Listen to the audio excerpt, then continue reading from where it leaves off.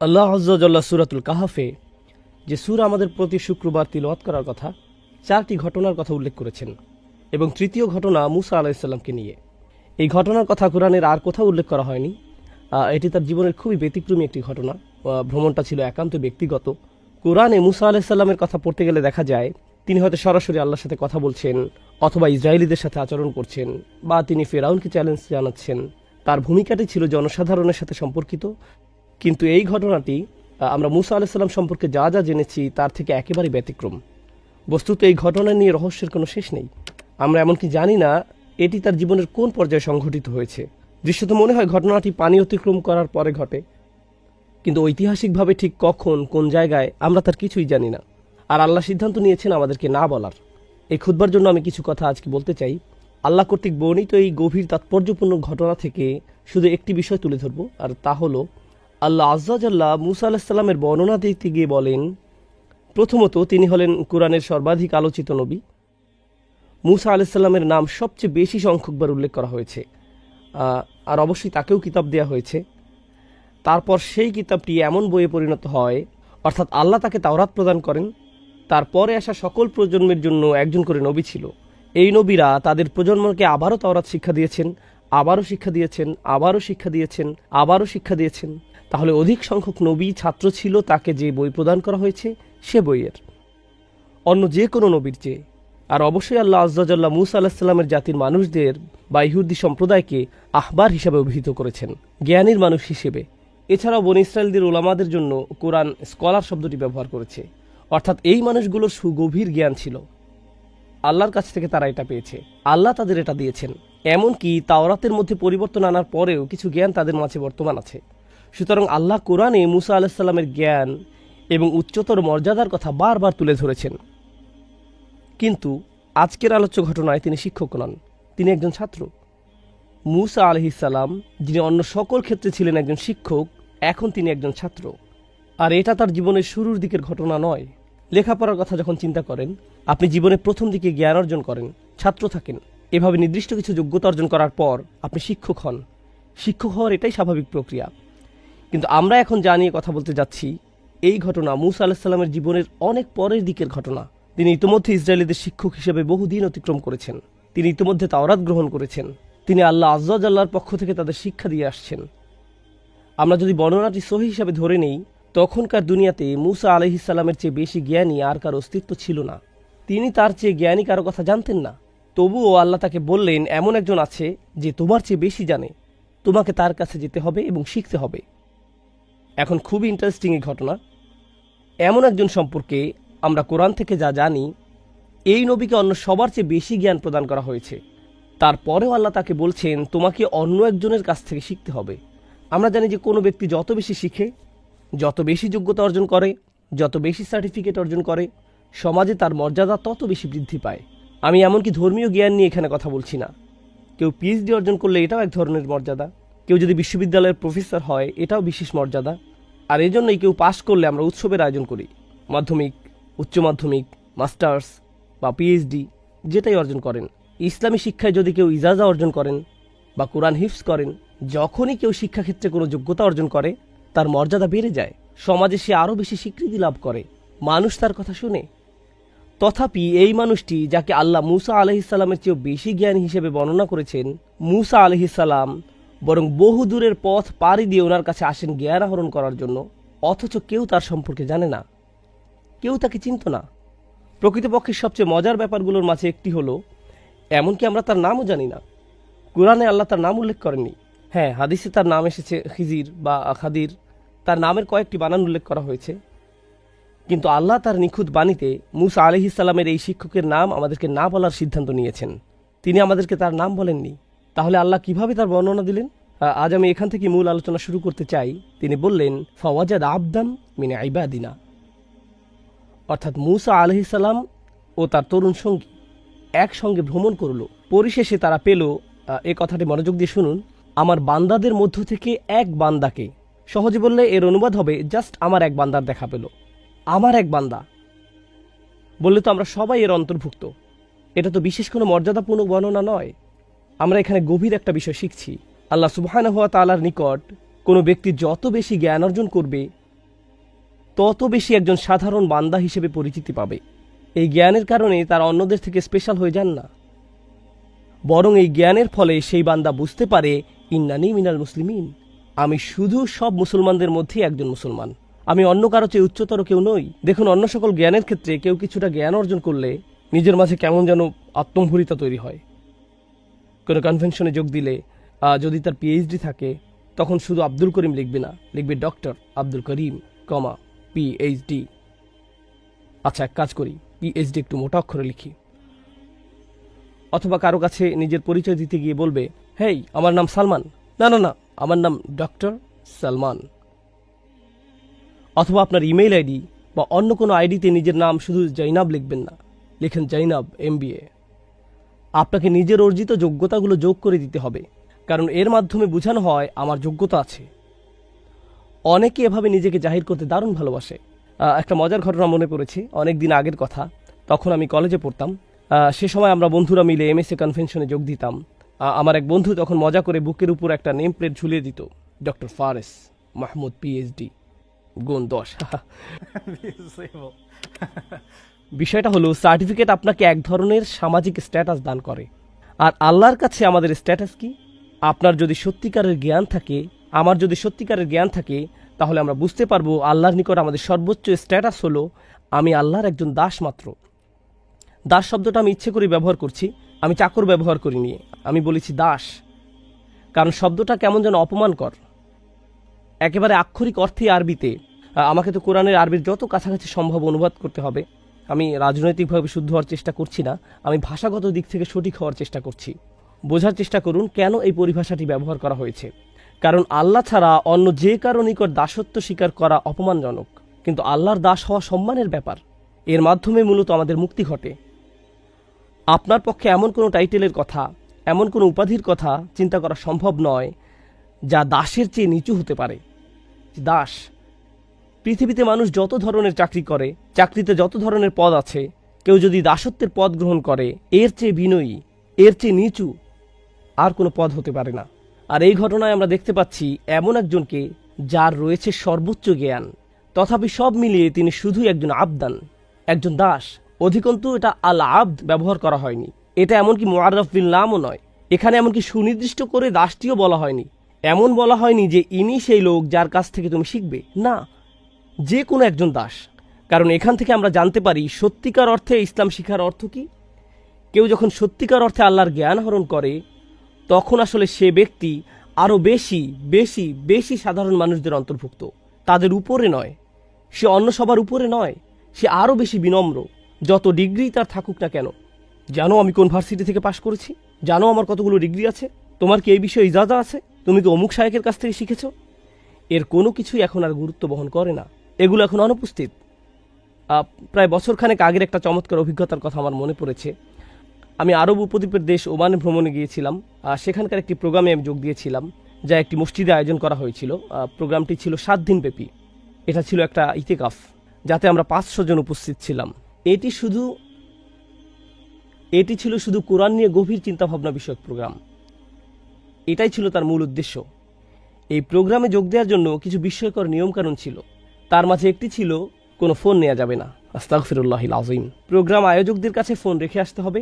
যদি কোনো emergency call আসে, তাহলে তারা তা হ্যান্ডেল করবে। কিন্তু 7 দিন ধরে আপনি ফোন পাবেন না। আমি জানি না আপনি ফোন ছাড়া এমনকি নিঃশ্বাস নেবেন কিভাবে।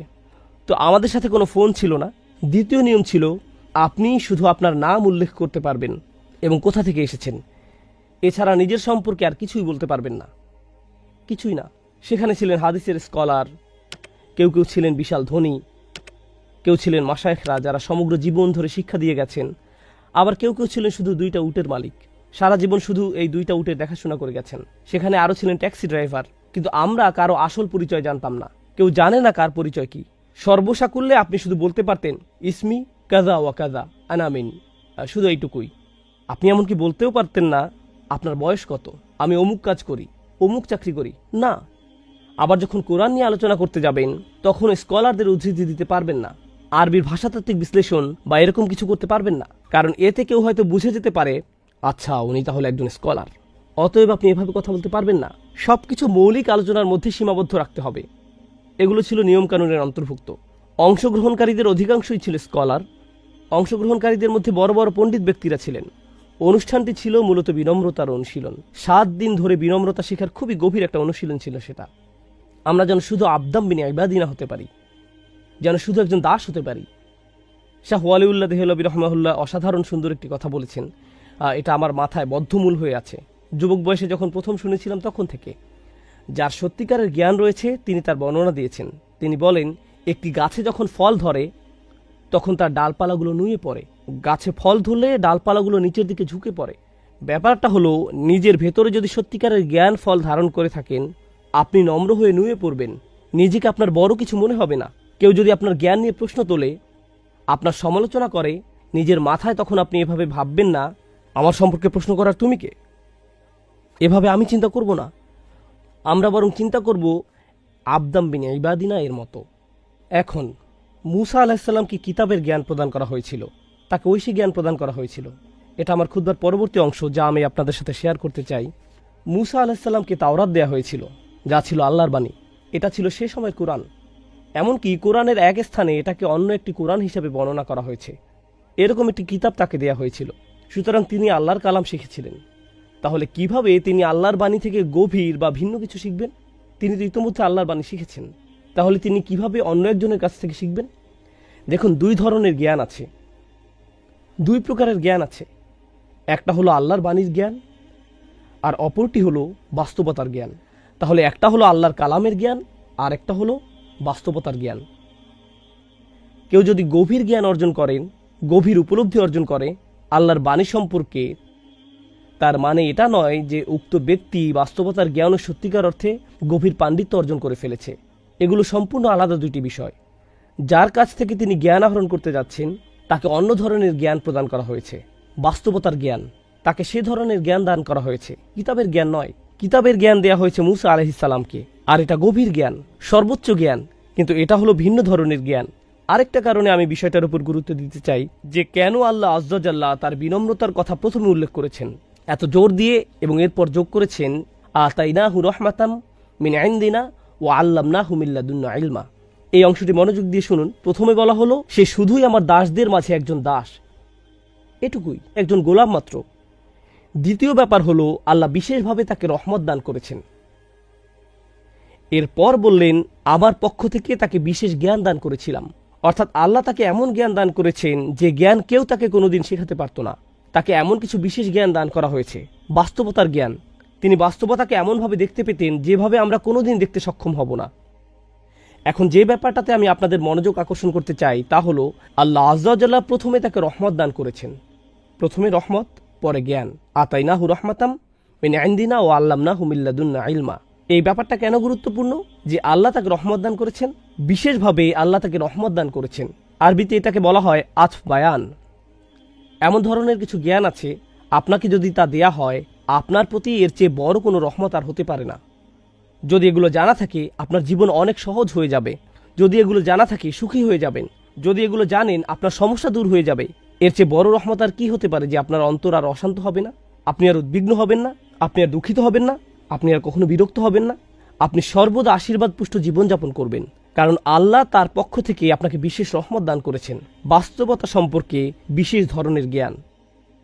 এই ধরনের জ্ঞান খিজির আলাইহিসসালামকে দেয়া হয়েছিল। এখন কিভাবে এটা কাজ করে আমি আবারও বলছি, আমি আপনাদের পুরো ঘটনা বলতে যাচ্ছি না। বাসায় গিয়ে যখন সূরার অনুবাদ পড়বেন বা তাফসীর পড়বেন, তখন এই ব্যাপারগুলো নিয়ে চিন্তা ভাবনা করুন। আল্লাহ আযজা জাল্লা আমাদেরকে মূসা আলাইহিসসালামের সাথে সেই ভ্রমণে নিয়ে যাচ্ছেন। মূসা আলাইহিসসালাম তার সাক্ষাৎ পেয়ে তাকে বললেন, আলা আন তুআল্লিমানি মিম্মা উল্লিমতা রুশদা, আমি কি আপনাকে অনুসরণ করতে পারি? এর ফলে আপনাকে যে বিষয়গুলো শেখানো হয়েছে তার থেকে কিছু বিষয় আমাকে শেখাতে পারবেন? তখন শুরুতেই তিনি মূসা আলাইহিসসালামকে বললেন, এর জন্য আগে আপনাকে কিছু শর্ত পূরণ করতে হবে। যেমন ভার্সিটিতে ভর্তি হতে হলে আমাদেরকে আগে কিছু শর্ত পূরণ করতে হয়। আমাকে অনুসরণ করার জন্য যে যোগ্যতা দরকার তা হলো সবর। আপনার সেটা নেই। ইন্নাকা লান তাসতাতিআ মাইয়া সবরা, আপনি কিছুতেই আমার সাথে ধৈর্য ধারণ করতে পারবেন না। আপনার পক্ষে নিজেকে থামিয়ে রাখা সম্ভব হবে না। আপনি সংযম ধরে রাখতে পারবেন না। এই ব্যাপারটা একটু বেশি কঠিন। কি? মূসা আলাইহিসসালাম নিজেকে হ্যান্ডেল করতে পারবেন না? তিনি ফেরাউনকে হ্যান্ডেল করতে পেরেছিলেন, তিনি পানি অতিক্রম করা হ্যান্ডেল করতে পেরেছিলেন, তিনি বনি ইসরায়েলের মতো বেয়ারা জাতিকে পরিচালিত করতে পেরেছিলেন, তিনি ইতিমধ্যে অনেক কিছু হ্যান্ডেল করেছেন। যে মানুষেরা তাকে হত্যা করতে চেয়েছিল তিনি তাদেরকে হ্যান্ডেল করেছেন। আর খিজির আলাইহিসসালাম বলছেন, আপনি আমার সাথে ধৈর্য রাখতে পারবেন না? ইনি হলেন সেই মুসা আলাইহিসসালাম যিনি ইসরায়েলিদেরকে বলেছিলেন ধৈর্য ধারণ করতে। তিনি তাদের বলেছিলেন যখন ফেরাউনের বাহিনী তাদের ধাওয়া করেছিল, কাল্লা ইন্না মাইয়া রব্বি সায়াহদিনী, না না কোনো সমস্যা নেই, আমার রব আমার সাথে আছেন। ইনি হলেন ইসলামের হিরো, সবচেয়ে বেশি গুরুত্ব দেয়া নবীদের মাঝে অন্যতম। আর এই লোকটি মুসা আলাইহিসসালামকে বলছেন, আপনার যথেষ্ট সবর নেই, আপনি এটা হ্যান্ডেল করতে পারবেন না। সুবহানাল্লাহ। শুধু একবার চিন্তা করে দেখুন, কাকে এই কথা বলা হচ্ছে? এই কথা মুসা আলাইহিসসালামকে বলা হচ্ছে। যাই হোক, মুসা আলাইহিসসালামকে যখন এই কথা বলা হলো, তিনি বিনম্রতার সাথে বললেন, সাতাজিদুনি ইনশাআল্লাহ সাবিরা। তিনি এভাবে বলেননি, এক্সকিউজ মি, আপনি আমাকে সবর শেখাতে এসেছেন? শুনেন তাহলে আমার কত ধরনের সবরের অভিজ্ঞতা আছে। না না না, ইনশাআল্লাহ, যদি আল্লাহ ইচ্ছা করেন আপনি দেখবেন আমার সবর আছে। যদি আল্লাহ ইচ্ছা করেন। তিনি এমনকি নিজের সম্পর্কে গ্যারান্টিও দেননি। দেখুন, হ্যাঁ আমি আগে ধৈর্য ধরেছি অনেকবার, কিন্তু তার মানে এটা নয় যে আমি সব সময় ধৈর্য ধরতে পারবো। যদি আল্লাহ ইচ্ছা করেন, আমি আশা করছি আপনি আমাকে ধৈর্যশীল পাবেন। সাতাজিদুনি ইনশাআল্লাহ সাবিরা। আমি এই খুতবার শেষ কয়েক মিনিট বাস্তবতার জ্ঞান নিয়ে কথা বলতে চাই এবং আপনাদের নিকট তুলে ধরতে চাই কিভাবে মুসা আলাইহিসসালামের ধৈর্যের পরীক্ষা নেওয়া হয়েছিল, কিভাবে বাস্তবতার জ্ঞান রহমতে পরিণত হয়। আমি চাই আপনারা এভাবে চিন্তা করুন। বাস্তবতা হলো দুই রকম, একটা আপনি চোখে দেখতে পান আর অন্যটা চোখে দেখা যায় না। এই মুহূর্তে আমি আপনাদেরকে দেখতে পাচ্ছি, আপনাদের দুই কাঁধের ফেরেশতাদেরকে দেখতে পাচ্ছি না। আমি ওনাদের দেখতে পাচ্ছি না, কিন্তু ওনারা বাস্তব, এখানেই আছেন। তাহলে এক ধরনের বাস্তবতা আমরা দেখতে পাই আর অন্য বাস্তবতা আমরা দেখতে পাই না। লাইলাতুল কদরে আকাশের দিকে তাকালে আপনি শুধু আকাশই দেখতে পান, কিন্তু অদৃশ্য বাস্তবতা হলো সমগ্র আকাশ অবতরণরত ফেরেশতাদের দ্বারা ছেয়ে থাকে। তানাজ্জালুল মালাইকাতু ওয়ার রূহু ফিহা বিইذনি রাব্বিহিম মিন কুল্লি আমর। এটা হলো একটি অদৃশ্য বাস্তবতা, বুঝতে পারছেন? একটা হলো দৃশ্যমান বাস্তবতা এবং অপরটা হলো অদৃশ্যমান বাস্তবতা। এই জ্ঞান আমরা যা প্রতিনিয়ত দেখতে পাচ্ছি, আমাদের সকল মতামতগুলো, সকল অনুভূতিগুলো এবং সকল চিন্তাভাবনাগুলো সব সময় দৃশ্যমান বাস্তবতা দ্বারা প্রভাবিত হয়। কারণ আমাদের নিকট বাস্তবতা এটাই, খবরে যা দেখতে পান, নিজে যার অভিজ্ঞতা অর্জন করেন, এগুলো হলো আপনার জীবনের বাস্তবতা। কিন্তু এই বাস্তবতার বাহিরেও আছে আরেক ধরনের বাস্তবতা, সোর্স কোডের মতো। যেমন আপনি শুধু অ্যাপের সামনের দিকটাই দেখতে পান, এর পেছনে যে প্রোগ্রামিং কোড রয়েছে তা দেখতে পান না, একটা পর্দা। এবং আল্লাহ আযজা জাল্লা কিয়ামতের দিন সম্পর্কে বলেন, ফাকাশাফনা আনকা গিতাআক ফাবাসারুকা আল-ইয়াওমা হাদিদ। তোমার সামনে যে পর্দা ছিল তা আমি সরিয়ে দিয়েছি, তোমার দৃষ্টি আজ খুব তীক্ষ্ণ, তুমি খুব পরিষ্কারভাবে সব দেখতে পাচ্ছ। অন্য কথায় আল্লাহ এখন পর্দা সরিয়ে ফেলেছেন, তাই তুমি এখন দেখতে পাচ্ছ অদৃশ্য বাস্তবতাও। আসলে আমাদের জীবনের প্রায় সকল ক্ষেত্রে আমরা কখনোই জানতে পারি না আল্লাহ যা যা করেন তা কেন করেন। আমরা জানি না। আমরা জানি না কেন আপনি গাড়ি অ্যাক্সিডেন্টের কবলে পড়লেন, আমরা জানি না। আমরা জানি না কেন আপনি চাকরি হারালেন, আমরা জানি না কেন আপনি অসুস্থ হয়ে পড়লেন, আমরা জানি না কেন এই সমস্যা ঘটল, কেন ওই সমস্যা দেখা দিল। আমরা জানি না কেন আপনার ভাই স্কুলে ভালো রেজাল্ট করলো আর আপনি ফেল করলেন, আমরা জানি না। আমরা জানি না কেন আপনি বেঁটে আর আপনার সকল ভাই বোনেরা যথেষ্ট লম্বা। আপনি তখন ভাবতে শুরু করেন, আল্লাহ কেন এমনটা করলেন? তিনি কেন আমাকে বলেন না যে তিনি আমার থেকে কি চান? কেন তিনি অদৃশ্য জগতের পর্দা একটুখানি সরিয়ে দেন না, যেন আমি দেখতে পারি আসল রহস্য কি? আমি যদি জানতে পারতাম তাহলে হয়তো আমার অস্থিরতা দূর হতো। কারণ যদি না জেনে থাকেন, যদি কোনো বিচারক আপনার সম্পর্কে কোনো রায় দিয়ে থাকে, আপনি তখন স্বাভাবিকভাবেই জিজ্ঞেস করবেন, কেন আমাকে জরিমানা দিতে হবে? বিচারক উত্তরে বললেন, সেটা অদৃশ্য জগতের জ্ঞান, আমি আপনাকে তা বলতে যাচ্ছি না।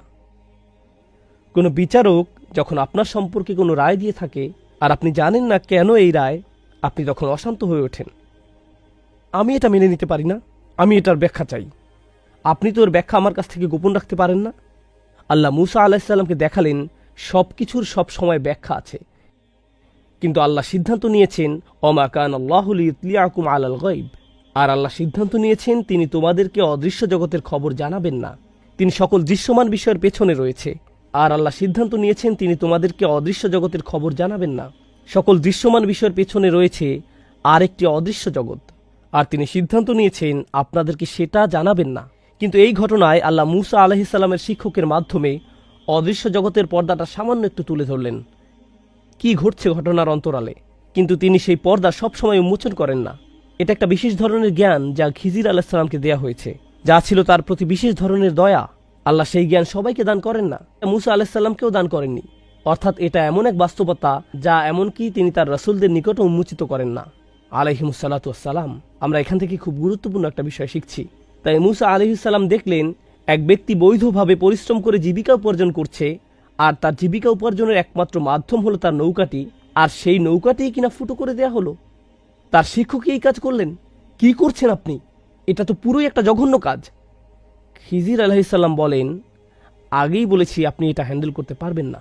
এটা এমন কোর্স নয় যেটা করে আপনি নিজেকে ঠিক রাখতে পারবেন। এটা করার জন্য যে ধৈর্য লাগে সেটা আপনার নেই। অর্থাৎ মুসা আলাইহিসসালাম অন্যায় অবিচার দেখলে চুপ করে দাঁড়িয়ে থাকতে পারেন না। যখন দুই ব্যক্তিকে মারামারি করতে দেখলেন, তিনি দাঁড়িয়ে থাকলেন না, নিজে গিয়ে এটার সমাধান করতে চাইলেন। তিনি যখন দেখলেন দুইটি মেয়ে নিজেদের পশুগুলোকে পানি পান করাতে পারছে না, তিনি এগিয়ে গিয়ে তাদের সাহায্য করলেন। এখন তিনি যখন দেখলেন একজন নির্দোষ বাচ্চাকে হত্যা করে ফেলা হচ্ছে, একটি নৌকা কোনো কারণ ছাড়াই ডুবিয়ে দেওয়া হচ্ছে, অবশ্যই তিনি এগুলো মেনে নেবেন না। আর এখানেই ছিল তার ধৈর্যের পরীক্ষা। অন্য কথায়, যখন আপনি আমি কোনো অন্যায় হতে দেখব, নিজেদের ব্যক্তিগত জীবনে, নিজস্ব গণ্ডির ভেতরে, যখন দেখবেন কেউ আপনার নিজের প্রতি অন্যায় করছে বা অন্য কারো প্রতি অন্যায় করছে, আপনি তখন প্রশ্ন করতে শুরু করেন, এই অন্যায় অবিচারের কারণ কি? এটা তো ঠিক না। ব্যাপারটা আপনাকে ক্ষুব্ধ করে তোলে, নিজের ভেতরে খুব অশান্তি অনুভব করেন। ঠিক সেই মুহূর্তে খিজির আলাইহিসসালামের ওই কথাগুলো, যেগুলো তিনি মুসা আলাইহিসসালামকে বলেছিলেন, আলাম আকুল্লাকা ইন্নাকা লান তাসতাতিআ মাইয়া সবরা, আপনি এটা হ্যান্ডেল করতে পারবেন না। আমি কি আপনাকে বলিনি যে এই শিক্ষা অর্জন করা সহজ নয়? আপনি এর জন্য ধৈর্য ধারণ করতে পারবেন না। এই কারণে এই জ্ঞান সবাইকে দেয়া হয়নি। আপনি এটা হ্যান্ডেল করতে পারবেন না। তিনি এমনকি একথাও বলেছেন, ওয়াকাইফা তাসবিরু আলা মা লাম তুহিত বিহি খুবরা, আপনি কিভাবে সে বিষয়ে ধৈর্য ধারণ করবেন যা সম্পর্কে আপনার জ্ঞান বা অভিজ্ঞতা নেই? অদৃশ্য জগতের অভিজ্ঞতা লাভ করার একটা ব্যাপার আছে। আল্লাহ আমাদের জন্য সেই অভিজ্ঞতার দরজা উন্মুক্ত করেননি। আমাদের পক্ষে সে জগতের অভিজ্ঞতা লাভ করা সম্ভব নয়। আমাদেরকে বিনয়ী হতে হবে। আল্লাহু ইয়ালামু ওয়া আনতুম লা তা'লামুন, আল্লাহই জানেন, তোমরা জানো না। পরিশেষে যখন মুসা আলাইহিসসালামকে শেখানো হলো, আপনি তো এই ব্যাপারগুলোতে ধৈর্য ধরতে পারেননি, এখন শুনুন ঘটনার অন্তরালে ঠিক অমুক অমুক কারণগুলো জড়িত ছিল। এটাই ছিল আল্লাহর পরিকল্পনা। প্রত্যেকটি ঘটে যাওয়া ঘটনার পেছনে যখন কারণগুলো বিস্তারিত বলে দেওয়া হলো, তখন আমরা আসলে উপলব্ধি করলাম এটা অন্যতম গুরুত্বপূর্ণ একটি জ্ঞান, যে জ্ঞানের কাছে আমরা সত্যিকার অর্থে নিজেদের বিনয়ী না করলে নিজেদেরকে আল্লাহর দ্বীনের ছাত্র হিসেবে গণ্য করার কোনো মানেই হয় না। অন্যভাবে আবার বলছি, যখন আমরা আল্লাহর পরিকল্পনার কাছে নিজেদের সম্পূর্ণরূপে সমর্পণ করে দিই, তার মানে আমরা আল্লাহর সামনে নিজেদের বিনয়ী করে দিয়েছি। আমাদের শিক্ষকের উপর আমাদের ভরসা আছে, মানে আল্লাহর উপর, এবং যে পথে তিনি আমাদের নিয়ে যাচ্ছেন তাতেও আমাদের আস্থা আছে। যদিও সে পথটা কষ্টকর মনে হয়, তবু তার উপর আমাদের বিশ্বাস একটু কমবে না। আর এমনটা করা সহজ নয়।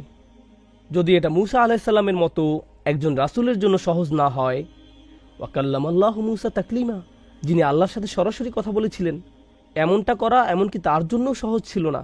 তার মানে আপনার আমার জন্যও এটা সহজ নয়। এটা জীবনের অন্যতম একটা কঠিন কাজ যা আমাদের করতে হবে।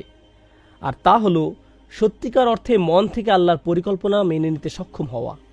এটা উপলব্ধি করতে সক্ষম হওয়া যে নিশ্চয়ই এর পেছনে আরও বড় কোনো পরিকল্পনা রয়েছে। প্লিজ এই খুতবায় আমি যে ব্যাপারটা তুলে ধরতে চাচ্ছি তা বুঝতে ভুল করবেন না। আমি বলছি না যে মানুষ যখন আপনার সাথে বৈষম্যমূলক আচরণ করে বা অন্যায় আচরণ করে অথবা কোনো অন্যায় কাজ হতে দেখেন, আপনার তখন কিছু বলা উচিত না, কারণ এটা আল্লাহর প্ল্যান। আমি এখানে ধৈর্য অবলম্বন করব, কিছু বলবো না। এখানে এটা বলা হয়নি। এখানে এমন সব ঘটনাবলী সম্পর্কে বলা হচ্ছে যা আমাদের নিয়ন্ত্রণের বাহিরে।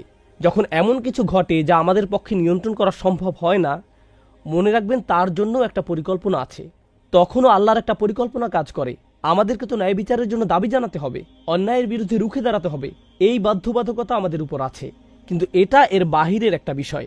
ওইটা তো সুস্পষ্ট কমন সেন্সের ব্যাপার, যা নিয়ে কোরআনের সর্বোচ্চ আলোচনা করা হয়েছে। কিন্তু আল্লাহ আজ্জা জাল্লার সামনে একটি মনোভাব পোষণ করার ব্যাপার আছে। আমি এভাবে বলবো না, ইয়া আল্লাহ, আমি তো এই পরিকল্পনার পেছনে কোনো যৌক্তিক কারণ খুঁজে পাচ্ছি না। যদি আমি প্ল্যান করতাম আরো ভালোভাবে করতাম। মাআযাল্লাহ।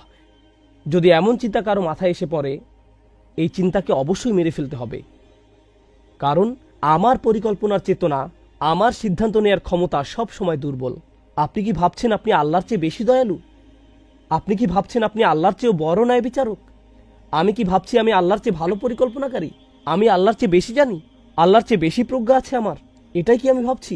কারণ আমি যখন তার সিদ্ধান্তকে এভাবে প্রশ্ন করি, সুস্পষ্ট রূপে আমি কোনো ভুল করছি। অবশ্যই কখনো কখনো আমরা এমন চিন্তার কাছাকাছি চলে আসতে পারি, এমনকি ফেরেশতারাও একবার কাছাকাছি চলে এসেছিলেন। তারা বুঝতে পারেননি কেন আদম আলাইসাল্লামকে সৃষ্টি করা হয়েছে, তারা বুঝতে পারেননি।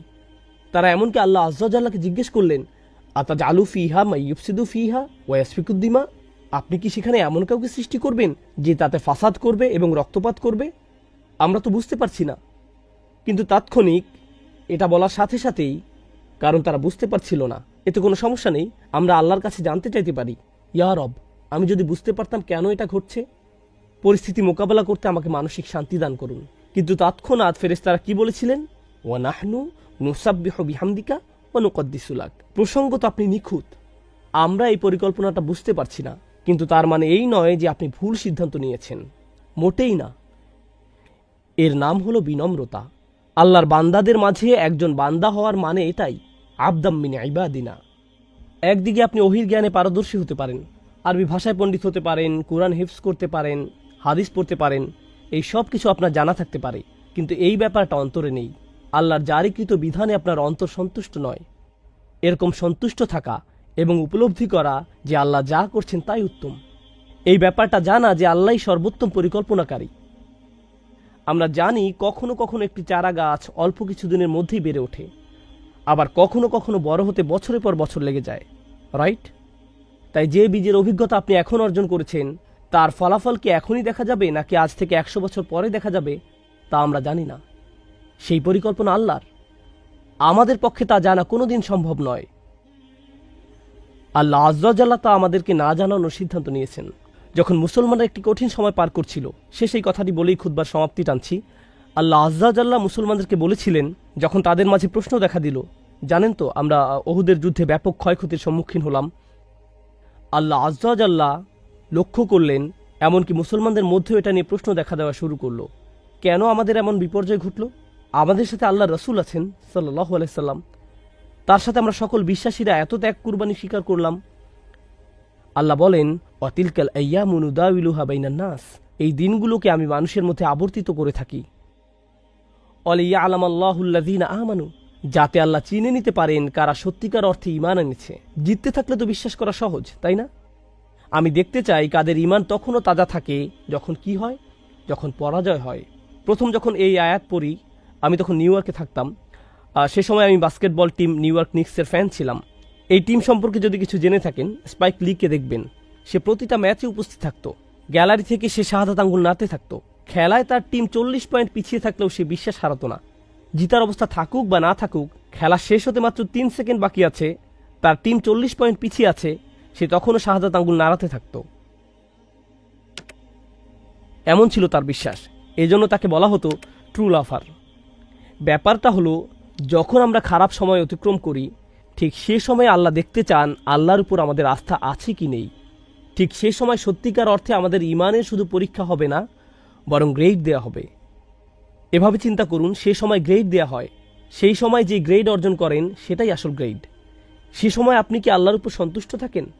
তাই আল্লাহ বলেন, আমি জানতে চাই কারা সত্যিকার অর্থে ঈমান এনেছে। কুরআনের অন্য এক জায়গায় তিনি বলেন, মা কানা আল্লাহু লিইউযিরাল মুমিনিনা আলা মা আনতুম আলাইহি হাত্তা ইয়ামিজাল খাবিসা মিনাত তাইয়্যিব। আল্লাহ এমন নন যে তিনি মুমিনদেরকে আরামদায়ক অবস্থায় ছেড়ে দিবেন, তিনি ছেড়ে দিবেন না, তিনি সময়কে কঠিন করে দিবেন যতক্ষণ না তিনি অসৎকে সৎ থেকে পৃথক করেন। ওমা কানা আল্লাহু লিইউতলিআকুম আলাল গায়ব, আল্লাহ তোমাদেরকে গায়বের বিধান জানাবেন না, তিনি আপনাদেরকে আসল পরিকল্পনার কথা জানাবেন না, তিনি স্বয়ংই কথা বলছেন। এটাই হলো গভীর বিনম্রতা। এটা এতই গভীর যে এমনকি একজন রাসূলকেও এই নম্রতা শেখার জন্য ভ্রমণ করতে হয়েছিল। নম্রতার এই শিক্ষা আমাকে আপনাকেও নিজেদের জীবনে বাস্তবায়ন করতে হবে। একেবারে অন্তর থেকে আমাদের অভিযোগগুলো, আল্লাহর প্ল্যান সম্পর্কে আমাদের জিজ্ঞাসাগুলোকে ছেড়ে দিতে হবে। নিজেকে জাস্ট ভাসতে দিন, তখনই নিজের মাঝে সত্যিকার প্রশান্তি খুঁজে পাবেন এবং আল্লাহ আজ্জা জাল্লাহ আপনাকে জীবনে এমন প্রশান্তি দান করবেন যা অন্য কোনোভাবে আপনার কাছে আসতো না। আল্লাহ আজ্জা জাল্লাহ আমাদেরকে তাদের অন্তর্ভুক্ত করুন, রাদিয়াল্লাহু আনহুম ওয়া রাদু আনহু। আল্লাহ যাদের উপর সন্তুষ্ট এবং যারা নিজেরাও আল্লাহর উপর সন্তুষ্ট, আল্লাহ আমাদেরকে তার উপর সন্তুষ্ট করে দিন এবং তিনিও যেন আমাদের উপর সন্তুষ্ট হয়ে যান। আল্লাহ আজ্জা জাল্লাহ আমাদের কষ্টগুলোকে সহনীয় করে দিন। আল্লাহ আজ্জা জাল্লাহ আমাদের কোনো পরীক্ষাকে যেন আমাদের উপর ঈমান হারানোর কারণে পরিণত না করেন। বারাকাল্লাহু লি ওয়া লাকুম ফিল কুরআনিল হাকিম ওয়া নাফা'নি ওয়া ইয়্যাকুম বিল আয়াতি ওয়া যিকরিল হাকিম।